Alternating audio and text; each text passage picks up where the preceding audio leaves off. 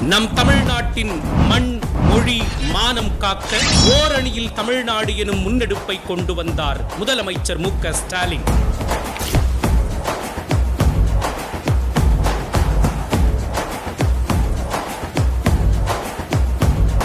இதில் 1 கோடிக்கும் அதிகமான குடும்பங்கள் இணைந்துள்ள நிலையில் தமிழ்நாடெங்கும் 68,000த்திற்கும் அதிகமான பூத்துகளில் பேரறிஞர் பெருந்தகை அண்ணாவின் பிறந்த நாளை முன்னிட்டு எடுக்கப்பட உள்ள 5 உறுதிமொழிகள். கட்சி எல்லைகளை தாண்டி தமிழ்நாட்டுடைய நலனுக்காக தமிழ்நாடு ஒன்றுபட்டு நிற்கிறப்போ எந்த சக்தியாலும் நம்ம வீழ்த்த முடியாதுன்னு காட்டியாகணும். தீர்மானம் 1.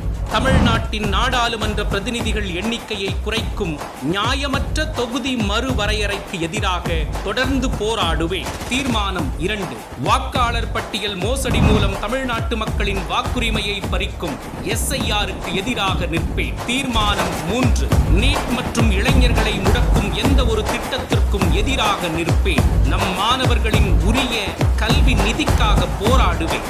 தீர்மானம் 4. தமிழ் மொழி, பண்பாடு மற்றும் பெருமைக்கு எதிரான எந்த ஒரு பாகுபாட்டையும் எதிர்த்து போராடுவேன். தீர்மானம் 5. பெண்கள், விவசாயிகள், மீனவர்கள், நெசவாளர்கள், தொழிலாளர்கள் என ஒவ்வொரு உழைக்கும் வர்க்கத்தின் நலன்களை பாதுகாக்க தேவையான நிதிக்காக போராடுவேன். தமிழ்நாட்டை தலைகுனிய விடமாட்டேன் என உறுதியேற்கிறேன்.